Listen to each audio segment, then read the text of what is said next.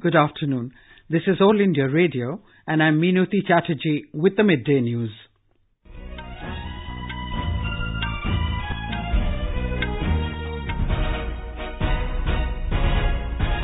The headlines. Vice President Venkaiah Naidu emphasizes the importance of transparency and accountability in public life. President Ramnath Kovind leaves on a three-nation tour to Cyprus, Bulgaria, and Czech Republic. U.S. military decides to cancel $300 million aid to Pakistan for failing to take actions against terror groups. A UN report says international tourist arrivals hit record high in 2017, with India leading the growth in the South Asian region.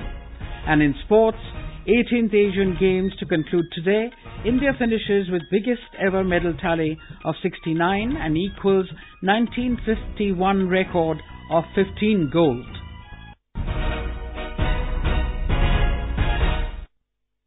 Vice President Venkaiah Naidu has emphasized the importance of transparency and accountability in public life. Mr. Naidu was addressing in New Delhi today after release of his book, Moving On, Moving Forward, A Year in Office, by Prime Minister Narendra Modi.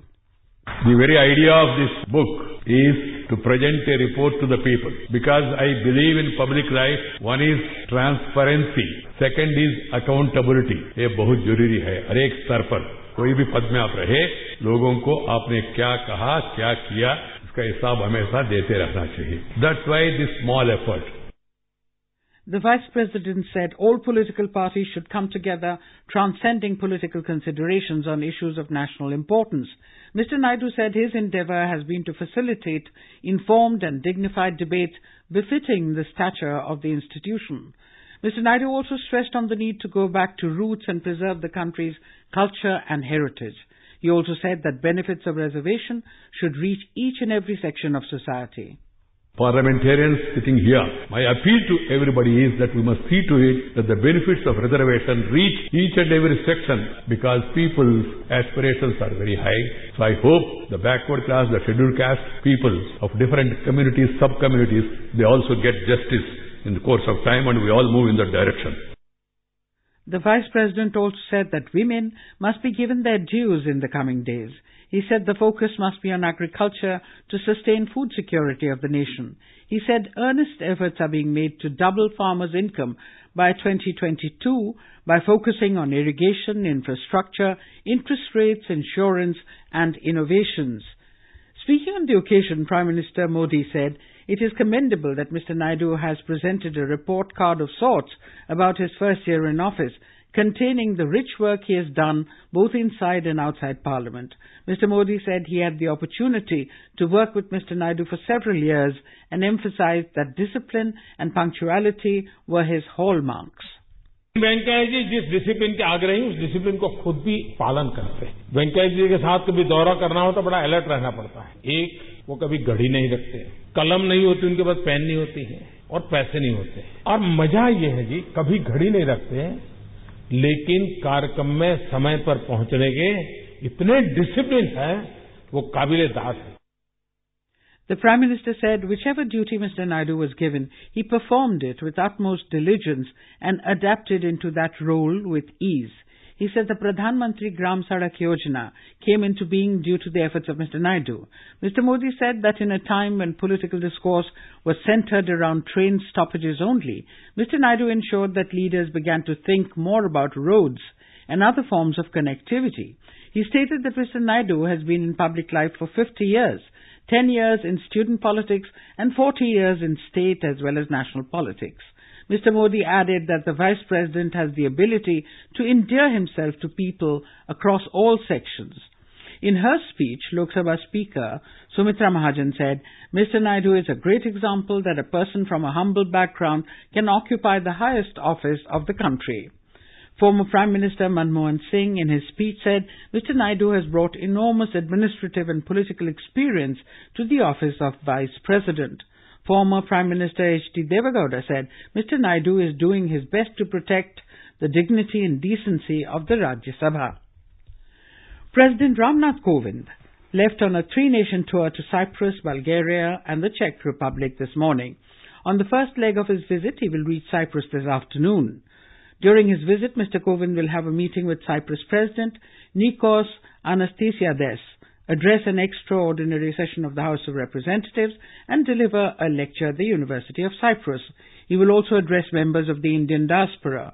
The visit is expected to further strengthen the economic and the people-to-people ties between the two countries. President Kovind will reach Bulgaria on Tuesday, where a meeting with the Bulgarian President Radev and Prime Minister Boyko Borisov is scheduled to take place. Mr. Kovind will also address a business forum and deliver a lecture at the Sofia University. On the last leg of his journey, the President will reach the Czech Republic on Friday. Our correspondent covering the President's visit has filed this report. India has enjoyed a historically close relation and strong economic ties with these countries. As part of the European Union, Cyprus, Bulgaria and the Czech Republic have vast potential for economic cooperation that could boost trade, investment and technological exchange with India. From the closeness of views between Mahatma Gandhi and Archbishop Makarios III of Cyprus, Gurudev Rabindranath Tagore's visit to Bulgaria in 1926 and Netaji Subhash Chandra Bose, who founded Indo-Czech Association in 1934, the relation with these countries are historic. The visit of President Ramnath Kovind will build upon this and usher in a new phase of strong ties at multiple levels with these countries. Rajesh Jha, AIR News. The Union Health Ministry has released the draft rules on sale of drugs by e-pharmacies with an aim to regulate online sale of medicines across the country. It aims at providing patients accessibility to genuine drugs from authentic online portals. The draft rules on sale of drugs by e-pharmacy states that no person will distribute or sell, stock, exhibit or offer for sale of drugs through e-pharmacy portal unless registered. The draft notification said that any person who intends to conduct business of e-pharmacy shall apply for the grant of registration to the Central Licensing Authority through the online portal of the central government. However, sale of tranquilizers, psychotropic drugs, narcotics and habit-forming drugs have been prohibited through these portals. Heavy rain lashed different parts of Uttar Pradesh today, throwing life out of gear in many cities. Incessant rain created flood-like situation in western part of the state. Our correspondent reports that 20 people were killed in rain-related incidents in the past 24 hours. 7 persons, including 5 children, died after lightning struck them in Shahjahanpur district. 3 people each lost their life in Sitapur and Shravasti districts in incidents of wall collapse. In the western part of the state, almost all rivers are in spate after heavy rains in the region and water coming from hills of Uttarakhand. In Badaयूं district, Datagarh Tehsil is worst hit by flood, where many villages are marooned. There is no let-up in the flood situation in districts along with Ghagra and Sharda rivers in Tarai and eastern parts of the state. Sushil Chandra Tiwari, AIR News, Lucknow. Heavy rain lashed the national capital and nearby areas this morning for the second consecutive day, causing waterlogging and traffic congestion on major intersections in the city. Met Department said heavy rain is very likely at isolated places over Uttarakhand, Nagaland, Manipur, Tripura, Bihar, Uttar Pradesh, Haryana, Delhi, Punjab and East Rajasthan. This is All India Radio giving you the news. For quick news updates round the clock, follow us on Twitter at AIR News Alerts.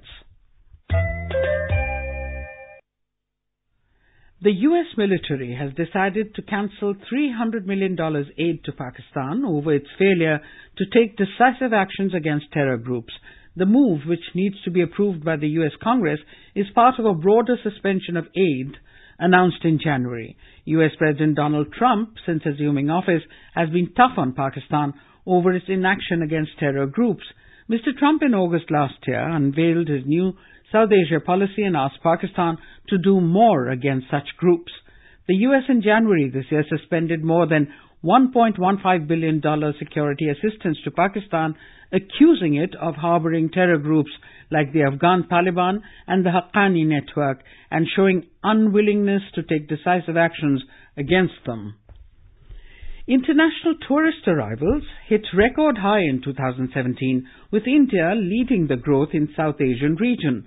According to data from the UN's Tourism Organization, a total of 1,323 million international tourist arrivals were recorded in destinations around the world. The figure represents an 84 million increase over 2016 and a new record. The sector also recorded uninterrupted growth in arrivals for 8 consecutive years. We have a desk report.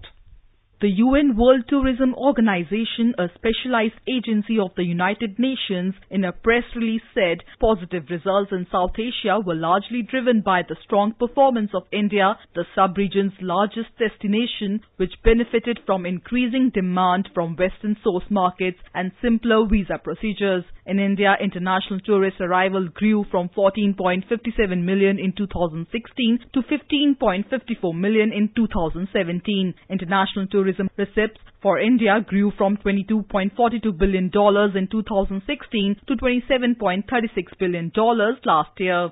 Swati Rukheja, News Desk. Swachh Bharat Mission is moving well on the path of success in Tamil Nadu. The ambitious cleanliness campaign of the central government is helping in creating awareness among people about the importance of hygiene and side effects of open defecation. People in the state are now using household toilets that are being constructed under the mission. Here is a ground report from our Chennai correspondent. In Tuticorin district, Swachh Bharat Mission has improved cleanliness and ensured proper sanitation in the Sangampatti village. Ayyamal, who resides in the village, told that earlier people used open spaces for toilets, but now the campaign has helped the villagers to understand the importance of being clean and healthy. Earlier, there was no proper toilet facility in my village. The government has helped us to build toilets in our houses. We also have a solar water heater now and are able to use hot water for various purposes. Similarly, segregation of degradable and non-degradable waste is also being carried out in the village now. Ganesan, who lives in the village, said that the mission has helped people understand the importance of hygiene and also the importance of building toilets.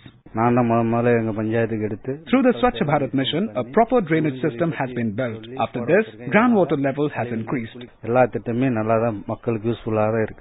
Nearly 2 lakh Gram Panchayats were declared as open defecation free this year in the country. Tamil Nadu is one of the 19 states to achieve 100% open defecation free status in the country. Joy, AIR News, Chennai. And now news from the 18th Asian Games, which are coming to a close today.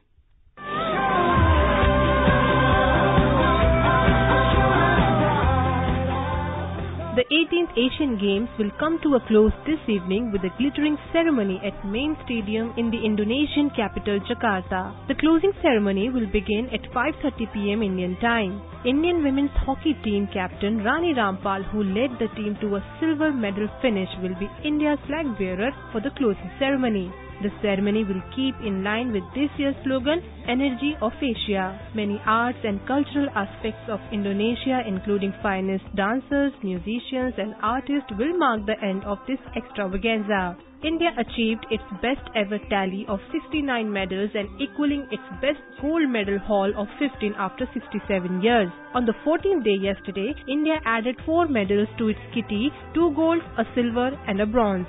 Apart from 15 gold, India picked up 24 silvers and 30 bronze medals that helped finish inside top 10 at 8th for the third consecutive time. Neeraj Chopra, Hema Das, Tendra Pal Singh Toor, Vinesh Fogart, Saurabh Chaudhary, Duti Chand and many others were some of India's brightest stars during the Games. The next Asian Games will be held at Hangzhou in China in 2022. Vasundhara Sports Desk.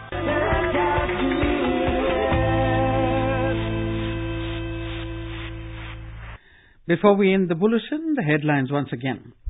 Vice President Venkaiah Naidu emphasizes the importance of transparency and accountability in public life. President Ramnath Kovind leaves on a 3-nation tour to Cyprus, Bulgaria and Czech Republic. U.S. military decides to cancel $300 million aid to Pakistan for failing to take actions against terror groups.